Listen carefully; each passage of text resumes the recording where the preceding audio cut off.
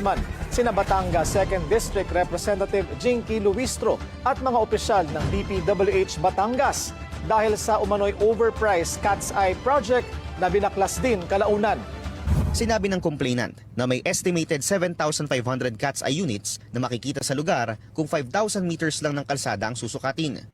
Ang kanilang estimated overpricing aabot sa 75.7 million pesos.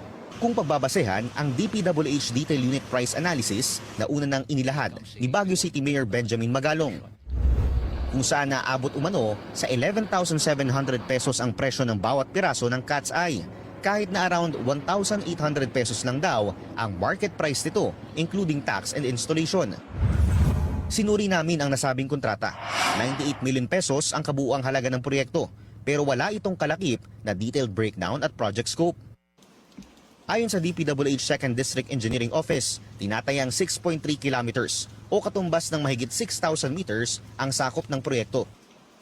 Kung susundin ang market price na binanggit ni Mayor Magalong, mahigit 16 million pesos lang dapat ang presyo ng proyekto. Kung susumahin, tila pinatungan ang proyekto ng mahigit 80 million pesos para sa ilang libong road studs na binaklas lang din uli dahil hindi pa pala tapos ang construction. Dagdag pa ng complainant, rendered unusable na ang mga Cat's Eye upon removal.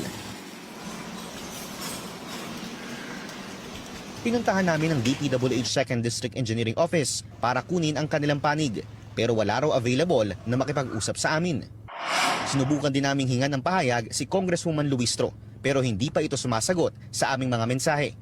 Sa mga proyekto ng gobyerno,